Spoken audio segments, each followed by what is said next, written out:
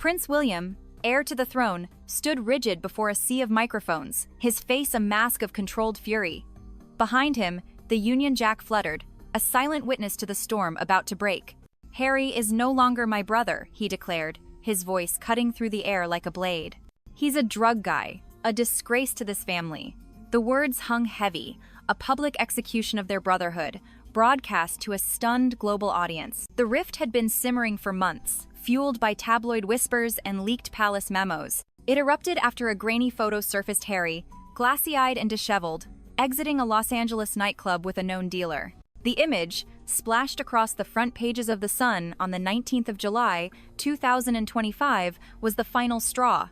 Palace insiders claimed it was doctored, but William, backed by a furious King Charles III, saw it as proof of Harry's descent. The timing was brutal hours before the broadcast.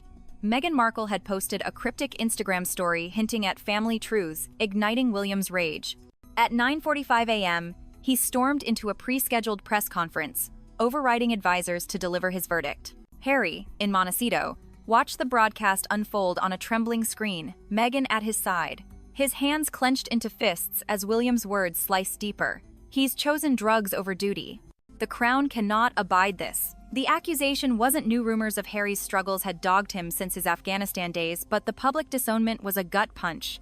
Meghan's face hardened. She muttered, "He's trying to bury us." The couple had been teetering on the edge financial strain from canceled Netflix deals, legal battles over Archie and Lilibet's identities, and the lingering sting of Harry's exile. This was the spark that could ignite their ruin. Within hours, the fallout was chaotic. Social media exploded with number Royal Rift and number Harry the Drug Guy trending worldwide. Protests erupted outside Buckingham Palace, with signs reading, "Save Prince Harry," clashing against chants of drug shame. In Los Angeles, paparazzi swarmed their estate, drones buzzing overhead, capturing Harry's hollow stare through the windows. Meghan, ever the strategist, rallied her team for a counterstrike. At 11:30 a.m., she released a video statement. "This is a smear campaign. We will fight back with the truth." But the damage was done. Sponsors dropped her lifestyle brand, and Netflix hinted at further legal action. William's move wasn't impulsive. Leaked palace emails, time-stamped the 19th of July, revealed a calculated plan. Advisors had urged a private reprimand, but William, fueled by years of resentment over Harry's Megxit and Oprah interview, pushed for public shaming. King Charles, frail but resolute, signed off, viewing it as a chance to restore the family's image after Meghan's scandals. The broadcast included a doctored police report alleging Harry's involvement in a drug ring, though its authenticity was dubious. By noon, Interpol was pressured to investigate, adding a global dimension to the crisis. Harry's response was immediate but reckless. At 12:15 p.m., he booked a private flight to London, leaving Meghan with a terse note, "I have to face him." The journey was a gauntlet. Customs officials flagged him at LAX, citing the Interpol alert, but a sympathetic pilot smuggled him aboard. Landing at a discreet airfield near Kent at 8 p.m., he evaded paparazzi, driven by a former army mate to a safe house. His plan: confront William and demand a retraction. But the palace was fortified, guards on high alert after threats from Harry's U.S. supporters. Meghan, alone, faced her own battle.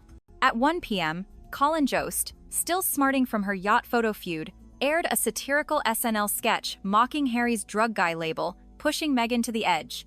She retaliated with a leaked audio of William admitting to staging paparazzi shots. But the move backfired. Tech experts debunked it as edited, further eroding her credibility. By 3 p.m., her phone buzzed with a call from Tyler Perry, who warned, "You're on your own now." The betrayal stung, leaving her isolated as creditors seized assets tied to their failed ventures. In London, Harry's confrontation came at midnight. He breached Kensington Palace's perimeter, slipping past security to William's private study. The brothers faced off, the air thick with years of unspoken pain. "You've destroyed me," Harry shouted, tears streaking his face. William, unflinching, retorted, "You did this with your choices." A scuffle ensued. Harry lunged. William pushed back until guards intervened, dragging Harry out as cameras captured the chaos. The footage, aired at 12:30 a.m. on the 21st of July, fueled global outrage, with number brother betrayal trending. The aftermath was relentless. At 2 a.m., Charles issued a statement doubling down, stripping Harry of any residual titles and banning him from UK soil. Meghan, watching from California, collapsed into sobs, realizing their empire was gone. By morning, a hacker group allegedly tied to Harry's U.S. allies leaked palace financials, exposing Charles's role in funding the smear campaign. Public opinion shifted, with protests demanding Harry's return, while William faced calls to step back from the throne. Harry, detained at a London police station, refused to speak, his silence a defiant stand. Meghan, desperate, flew to London at 6 a.m., landing amid a media circus. She stormed the station, demanding access, but was turned away, her pleas broadcast live. At 10 a.m., a judge ordered Harry's release pending investigation, but the damage was irreparable. Brotherhood was dead, the royal family fractured. The drama peaked with a leaked diary entry from William, dated the 19th of July, admitting regret but vowing to protect the crown at all costs. Harry, freed at noon, met Meghan outside, their embrace tense. "We rebuild," she whispered, but the uncertainty loomed. Legal battles loomed, defamation suits from the royals, countersuits from the Sussexes, while the world watched, divided between pity and scorn.